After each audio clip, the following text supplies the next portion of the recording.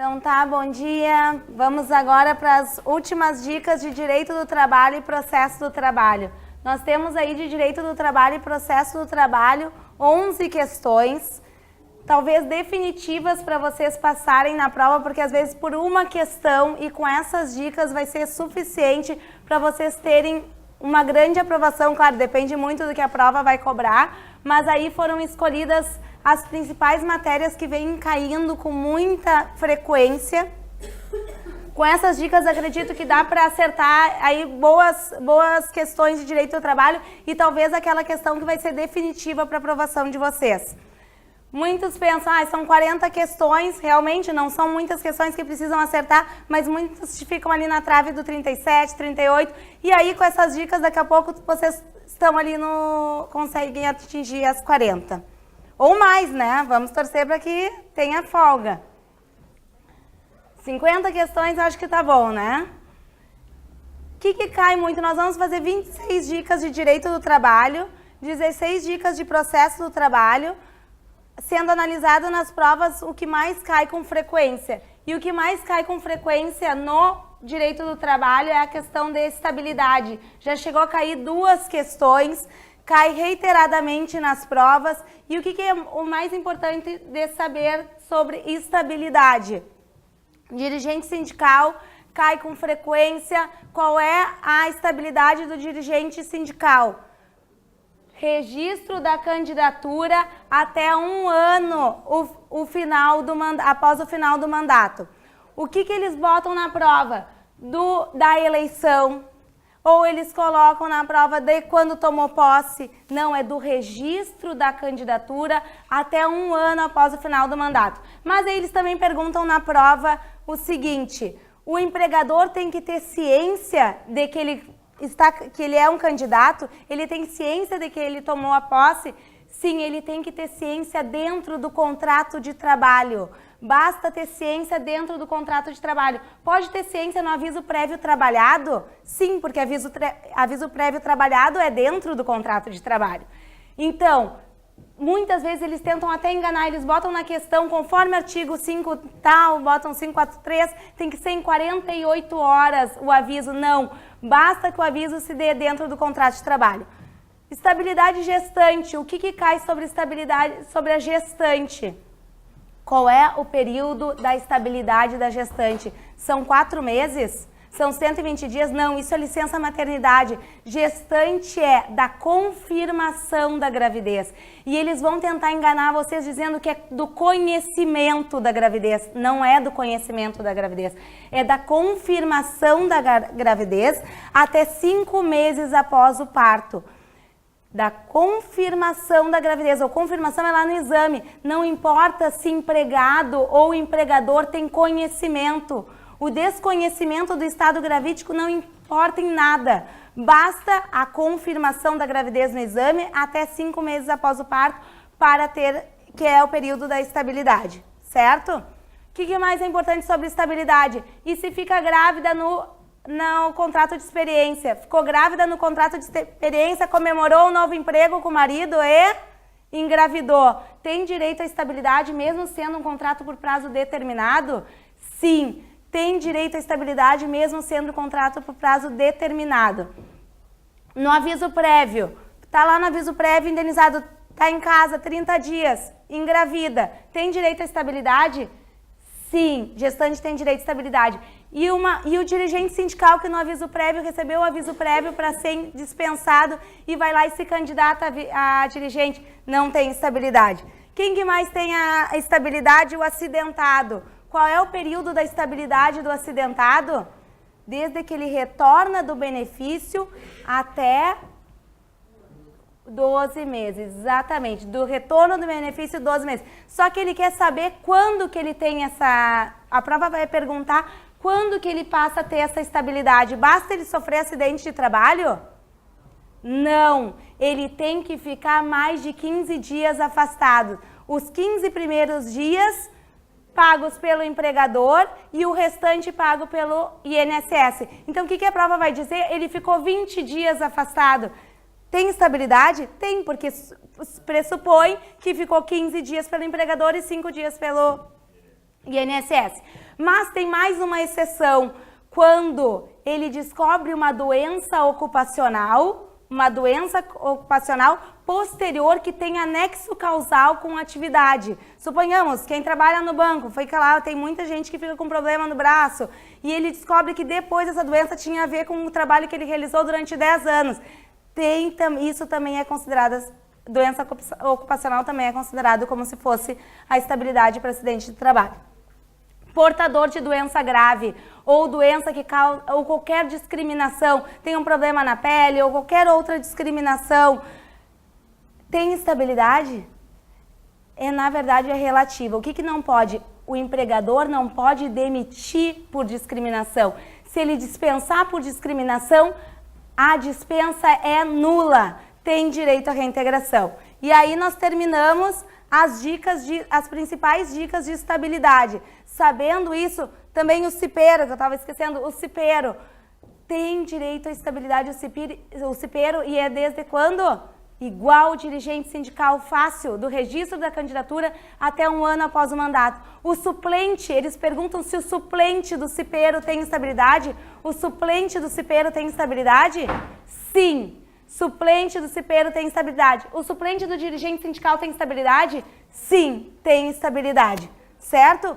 E se extinguiu, e a prova pergunta para vocês, o estabelecimento extinguiu. Acabou, encerrou as atividades. Se encerrou as atividades, mantém-se a estabilidade? Não, encerrando as atividades, não tem estabilidade, encerra o direito à estabilidade.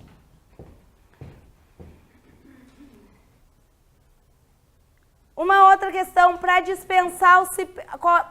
eu dispensar aquele empregado que tem estabilidade, o que eu tenho que fazer? Basta ele cometer falta grave. Para eu dispensar aquele que tem estabilidade, basta cometer falta grave. Só tem uma questão que ele precisa de inquérito para apuração de falta grave. Qual é o único que tem estabilidade que precisa de inquérito para apuração de falta grave? O dirigente sindical. Dirigente sindical só pode ser dispensado mediante inquérito para apuração de falta grave, que tem que ser ajuizado no prazo de 30 dias do período. Então, ele cometeu aquela falta grave, o empregador suspende e tem 30 dias para ajuizar o inquérito de apuração de falta grave. É a única estabilidade que precisa de inquérito para apuração de falta grave é o dirigente sindical. Gestante basta cometer falta grave, o cipeiro o acidentado basta cometer falta grave, mas o dirigente sindical precisa de inquérito para apuração de falta grave. O que nós temos mais? Isso aqui é referente ao que eu falei. O que nós temos mais? Segunda dica. Então, a primeira dica foi a mais longa, por quê? Porque se tratou de estabilidade, que é uma questão que cai sempre. Uma ou duas provas não caiu questão de estabilidade. E com o que eu falei, é o suficiente para vocês acertarem na prova. Horas in itinere. Isso mudou com a reforma trabalhista. O tempo que o empregado despende da sua casa até o posto de trabalho, não é até o portão, não é até o posto de trabalho, da sua casa até o posto de trabalho, não é considerado tempo à disposição, não é considerado na jornada de trabalho. Isso mudou com a reforma trabalhista e pode ser cobrado sim. O tempo, eles podem dizer, o tempo da sua casa até o portão, o tempo da sua... Não, é o tempo da sua casa até o seu posto de trabalho, não é considerado jornada de trabalho, certo? Dica número 3.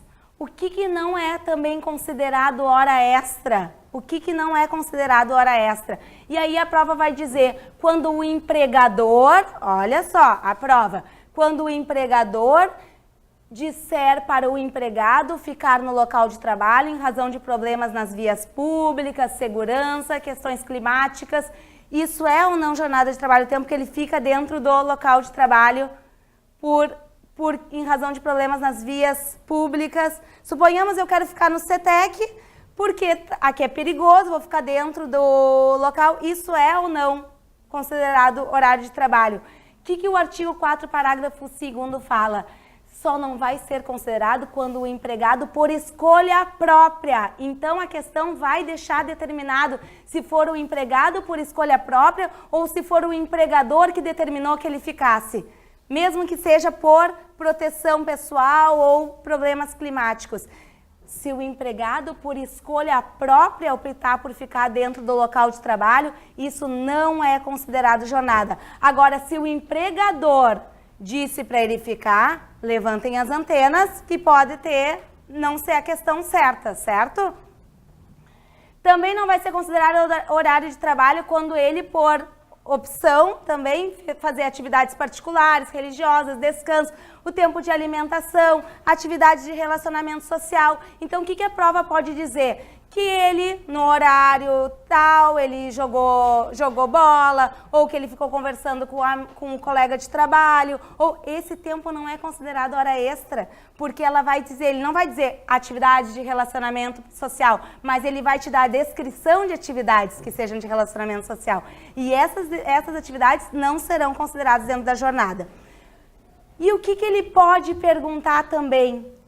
Se ele perguntar se a troca de uniforme, é considerado horário de trabalho? Troca de uniforme depende. Se ele disser que é obrigatória a troca de uniforme, suponhamos numa farmácia, num restaurante, que é obrigatória a troca de uniforme dentro do local de trabalho, se for obrigatória, é considerado jornada de trabalho. Agora, se a questão disser que ele trocou por opção própria, que ele levava o uniforme na mochila e queria trocar por opção própria, isso então não é considerado horário de trabalho, certo? Então, utilizou troca de uniforme. Se for obrigatoriedade de trocar o uniforme e a obrigatoriedade for pelo empregador, é considerado jornada de trabalho? Sim. Se for opção dele, levou e trocou porque quis? Não, tá? Dica número 4, jornada 12 por 36. O que a reforma trabalhista falou sobre a jornada 12 por 36? Que a jornada 12 por 36 pode ser estabelecida entre o empregado e o empregador. Agora pode ser por acordo escrito. Aquele empregado que trabalha 12 e folga 36. O empregado que trabalha 12 e folga 36. Não precisa ser por convenção coletiva, pode ser por acordo individual, mas tem que ser escrito. Acordo individual tem que ser escrito. Também importante sobre a jornada 12 por 36, se as 12 horas trabalhadas caíram, se as 12 horas trabalhadas caiu no carnaval, se as 12 horas trabalhadas caiu no ano novo, se as 12 horas trabalhadas caiu no Natal, ele ganha uma folga depois? Não, porque o parágrafo diz, consideram-se compensados os feriados. Considera-se as suas 12 horas cair, considera compensado nos 36. Não é porque trabalhou as 12 que ele vai ganhar uma folga depois. E também consideram compensadas as prorrogações do trabalho noturno. E eu quero saber se os 12 por 36, se ele trabalhou as 12 horas, caiu à noite, ele tem direito a adicional noturno? Sim, adicional noturno ele tem. Trabalhou à noite, tem direito a adicional noturno. Ele não tem direito às prorrogações do trabalho noturno. Mas adicional noturno ele tem direito, certo? O que nós temos? Dica número 5. Regime de tempo parcial. Pode ser que caia, ainda não caiu depois da reforma. Qual é o período do regime de tempo parcial? O que é regime de tempo parcial? Normalmente, o trabalhador tem que trabalhar 44 horas semanais. É quando ele trabalha proporcionalmente e recebe também proporcionalmente. Ele pode receber menos que um salário mínimo? Pode, porque se um salário mínimo é para 44 horas semanais, se ele trabalhar 22, ele pode receber. Sendo 30 horas, agora com a reforma diz, é 30 horas semanais sem hora extra, ou seja, 30 horas semanais sem hora extra, 3 mais 0, 0, 30, 0 hora extra. Ou 26 horas semanais, podendo fazer até 6 horas extras. 26 mais 6, 6 horas extras. Desculpa, 20 mais 6, 6 horas extras. Então, regime de tempo parcial, 30 horas com 0 hora extra, ou 26 podendo fazer até 6 horas extra e podendo ter salário proporcional, mesmo que seja abaixo do mínimo. Resumo então sobre o limite das horas extras. Qual é o máximo que um empregado pode fazer de hora extra? 12, sendo a jornada normal 8, sendo acordo entre empregado e empregador 10, Ou seja, acordo individual não precisa ser escrito. Olha, Lenara, tu pode trabalhar um pouco mais hoje aqui para mim, porque vai ter a prova da OAB, amanhã tu vai ter que trabalhar 10 horas. Sim, eu acordo, então eu posso trabalhar 10 horas. Só que eu tenho que estar de acordo. Se for necessidade imperiosa, são 12 horas. O que é isso, necessidade? Aconteceu um problema nas vias públicas, no centro está sem luz, e eu para arrumar isso eu preciso ficar 12 horas trabalhando, eu não tenho a aceitar. Sendo necessidade imperiosa, independe de acordo, certo? Então, necessidade imperiosa são 12 horas, independe de acordo. Para trabalhar até 10 horas, depende de acordo individual e simplesmente não é uma necessidade imperiosa, é só uma necessidade do empregador. E a jornada normal são 8 horas. Banco de horas. O que nós temos também novidades do banco de horas que podem cair na prova? Banco de horas. O que é banco de horas? Eu trabalho menos um dia. Desculpa, só quero trabalhar menos, tenho que trabalhar mais. Banco de horas, eu trabalho mais um dia e não ganho hora extra, eu ganho folga. Qual é o período que eu tenho para ganhar folga? 1 ano, se for por acordo ou convenção coletiva. Ou seja, eu posso trabalhar hoje, nesse mês muito, eu tenho 1 ano para folgar. É bastante. Se é bastante, eu preciso que o sindicato autorize. Então, eu preciso de autorização de acordo ou convenção coletiva. Se for compensação dentro de 6 meses, o sindicato não precisa autorizar. Basta eu e o empregador acordarmos. Acordo escrito, certo? Se eu compensar, se essa minha hora extra que eu fiz, eu compensar dentro de 6 meses, eu preciso do sindicato? O sindicato com 1 ano, se ele for compensar dentro de 1 ano, é o sindicato. Se for 6 meses, entre eu e o empregador. E se for no mesmo mês, simplesmente ela precisa ocorrer, não precisa nem de acordo. Simplesmente pode ocorrer de forma tácita. Eu trabalhei mais e compensei, minhas horas fecharam no mês, não fico com nada em haver e aquilo ocorreu de forma tácita, certo? O que nós temos? Sobreaviso e prontidão. Sobreaviso e prontidão. O que é sobreaviso? É quando eu posso ficar na minha casa, eu posso ficar num churrasco, eu posso ficar onde for, mas podendo ser chamada a qualquer momento. Eu posso ser chamada a qualquer momento. E eu vou ganhar quanto no meu salário a mais? 1/3. Eu vou ganhar 1/3 e eu posso ficar no máximo 24 horas lá com o celularzinho aguardando a chamada do meu empregador a qualquer momento. Isso quer dizer que se eu for no churrasco eu não vou poder tomar um porre, porque ele pode me ligar a qualquer momento. Eu estou esperando a ligação dele e eu posso ser chamada a qualquer momento. Por isso que eu vou ganhar 1/3 sobre o meu salário hora e eu posso ficar no máximo 24 horas nessa modalidade. Prontidão, eu fico dentro da empresa. Prontidão, eu fico dentro da empresa. Qualquer coisa que aconteceu, eu estou ali. Eu posso ficar no máximo 12 horas dentro da empresa, porque é o limite máximo de jornada que a gente já viu. 12 horas e eu vou receber um pouco mais, porque eu estou dentro da empresa, eu não posso estar aproveitando da minha família por enquanto que eu fico com o celular. Agora eu quero saber, a prova vai perguntar para vocês, o fato de eu estar com o celular, o empregado está com o celular, o fato dele estar com o celular, ele está em regime de sobreaviso? Não, ele tem que estar, o simples fato de estar com os equipamentos telemáticos não está em regime de sobreaviso, ele tem que estar em regime de plantão. Não basta simplesmente usar o celular. A utilização do celular não enquadra ele no regime de sobreaviso, certo? Próxima dica, dica 9. Intervalo intrajornada. Qual é o intervalo intrajornada? Revisando, de 1 a 2 horas, podendo ser diferente por convenção coletiva. Hoje, por convenção coletiva, pode ser no mínimo quanto? 30 minutos. E eu quero saber que se eu tenho 1 hora de intervalo, e eu fiz apenas 30 minutos, o que eu vou receber de indenização em razão disso? Apenas o valor faltante, acrescido de 30%. Porque antes da reforma tu recebia, não fez integral, recebia inteiro. Agora não. Não fez integral, recebe apenas o que faltou, só isso, acrescido de 50%, e outro, mais importante, de natureza indenizatória. O que quer dizer isso? Não incide em 13º, férias, é natureza indenizatória. O valor faltante acrescido de 50% indenizatória, não é natureza salarial como era antes.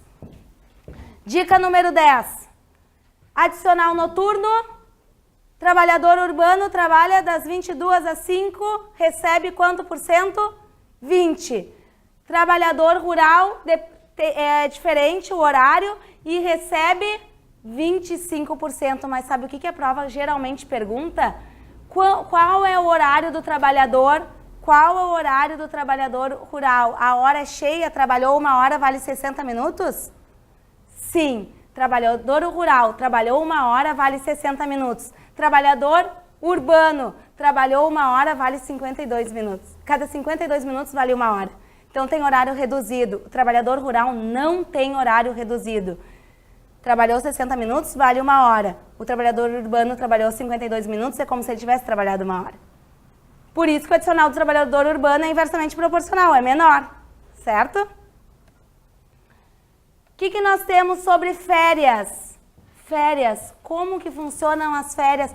Hoje, com a reforma trabalhista, as férias podem ser divididas em 3 períodos, sendo que um deles não pode ser menor que 10?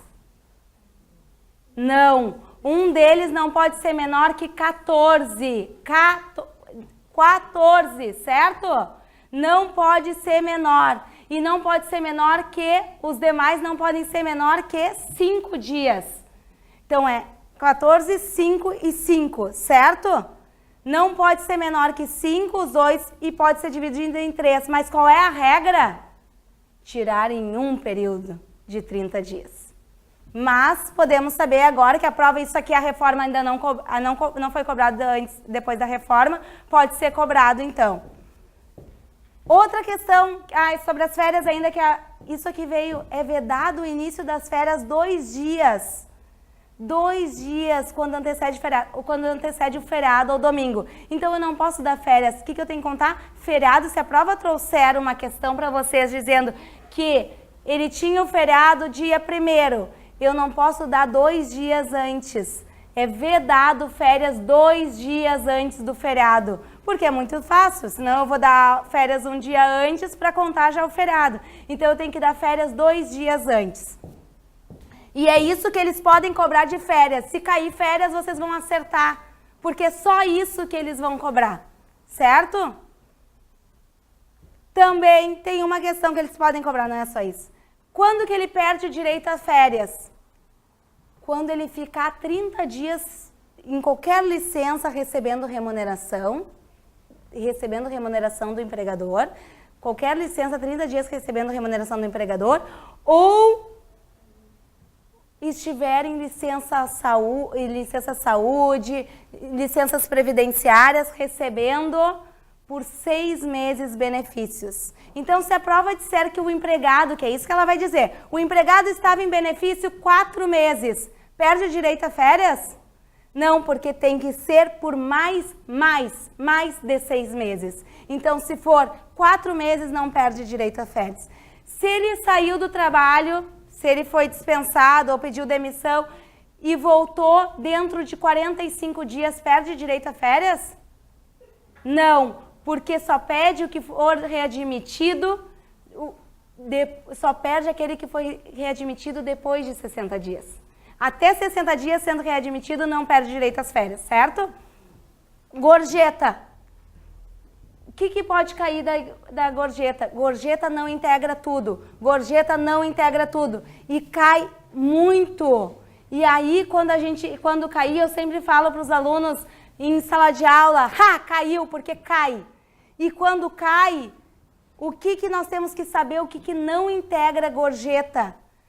Repouso semanal remunerado, adicional noturno, aviso prévio, hora extra. Isso quer dizer o quê? Se ele tem um salário de R$1.000, tá?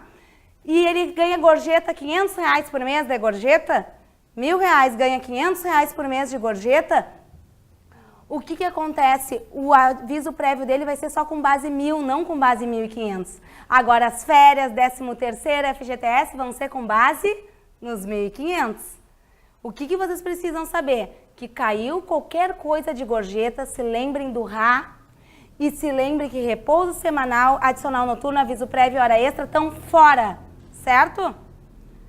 Salário in natura, o que nós temos de salário in natura? Posso pagar só em bens? Sou obrigada a pagar só em dinheiro? Não, eu posso pagar em vestuário, alimentação e outras prestações, certo? Salário in natura, eu posso pagar em vestuário, alimentação e habitação. Mas eu quero saber uma coisa, se eu der um bem, se eu der pagar um aluguel, uma habitação para o empregado, se eu der uma habitação para o empregado morar porque ele é caseiro, isso integra salário? A habitação que eu dou? A habitação que eu dou porque ele é caseiro, porque é isso que a questão vai dizer. Ele fornecia veículo para o empregado porque ele era vendedor externo e tinha que...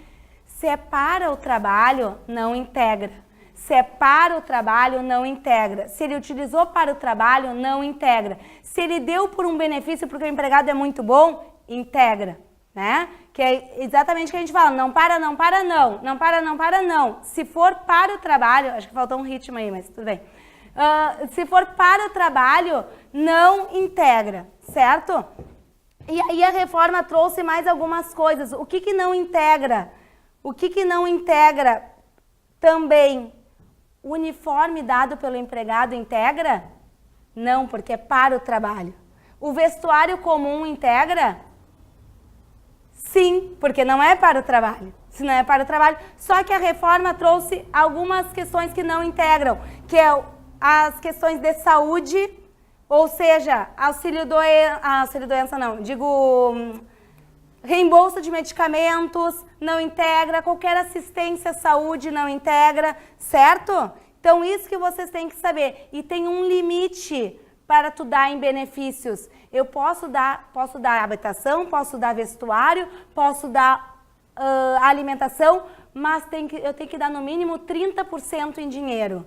No mínimo 30% em dinheiro e eu não posso dar o restante tudo em habitação e o restante tudo em alimentação, certo? Aí nós encerramos, acho que tem que encerrar o bloco, nós encerramos o bloco terminando então com o salário in natura e vamos para mais um bloco de mais algumas dicas.